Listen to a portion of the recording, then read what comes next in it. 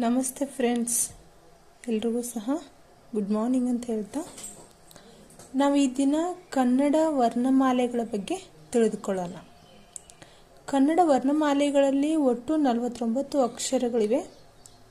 ಅವುಗಳಲ್ಲಿ ಮುಖ್ಯವಾಗಿ 3 ಗುಂಪುಗಳನ್ನಾಗಿ ವಿಂಗಡಿಸುತ್ತೇವೆ. ಕನ್ನಡ ವರ್ಣಮಾಲೆಗಳಲ್ಲಿ ಒಟ್ಟು 49 ಅಕ್ಷರಗಳಿವೆ ಹಾಗೂ ಅವುಗಳನ್ನು 3 ಗುಂಪುಗಳಾಗಿ ವಿಂಗಡಿಸಲಾಗುತ್ತದೆ.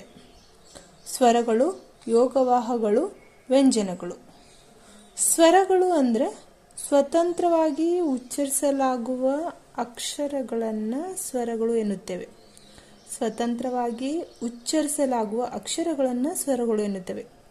ಅವುಗಳು ಯಾವಪ್ಪ ಅಂತಂದರೆ ಅ, ಆ, ಇ, ಉ, ಉ, ರು, ಎ, ಐ, ಓ, ಔ. ಇವು ಅಷ್ಟು 13 ಅಕ್ಷರಗಳು ಸ್ವರಗಳಲ್ಲಿವೆ. ಸ್ವರಗಳಲ್ಲಿ ಒಟ್ಟು 13 ಅಕ್ಷರಗಳನ್ನು ಕಾಣ್ತೀವಿ.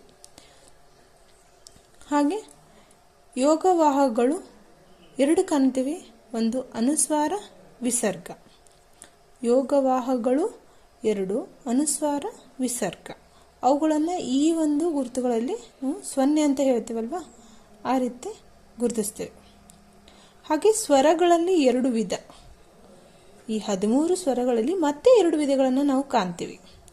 ಒಂದು ಹ್ರಸ್ವ ಸ್ವರ, ದೀರ್ಘ ಸ್ವರ.